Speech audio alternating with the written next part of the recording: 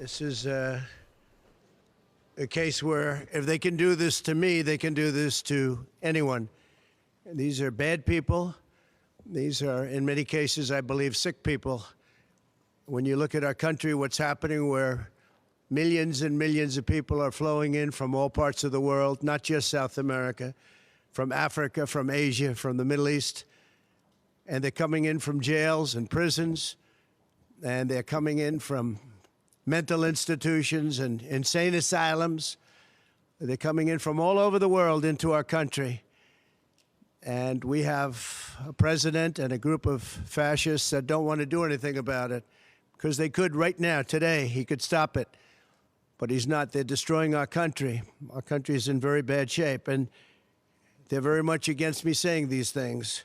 They want to raise your taxes by 4 times. They want to stop you from having cars with their ridiculous mandates that make it impossible for you to get a car or afford a car. But make it very possible for China to build all of our cars. It's a very serious problem that we have. We just went through one of many experiences where we had a conflicted judge, highly conflicted. There's never been a more conflicted judge. Now, I'm under a gag order, which nobody's ever been under. No presidential candidate's ever been under a gag order before. I'm under a gag order, nasty gag order, where I've had to pay thousands of dollars in penalties and fines and was threatened with jail. Think of it. I'm the leading candidate. I'm leading Biden by a lot, and I'm leading the Republicans to the point where that's over.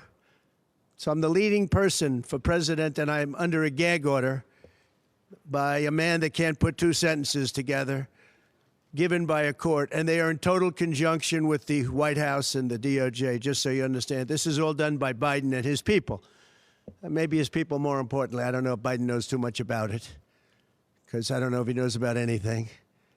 But he's nevertheless the president, so we have to use his name. And this is done by Washington, and nobody's ever seen anything like it. So we have a judge who's highly conflicted. You know what the confliction is. Nobody wants to write about it, and I'm not allowed to talk about it. If I do, he said, I get put in jail. So we'll play that game a little bit longer. We won't talk about it, but you're allowed to talk about it. I hope you do, because there's never been anybody so conflicted as this. As far as the trial itself, it was very unfair. We weren't allowed to use our election expert under any circumstances. You saw what happened to some of the witnesses that were on our side. They were literally crucified by this man who looks like an angel, but he's really a devil. He looks so nice and soft. People say, oh, he seems like such a nice man. No, unless you saw him in action. And you saw that with a certain witness that went through hell. And when we wanted to do things, he wouldn't let us do those things.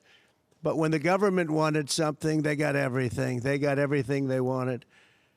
It was a rigged trial. We wanted a venue change where we could have a fair trial.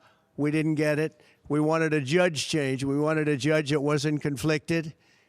And obviously he didn't do that.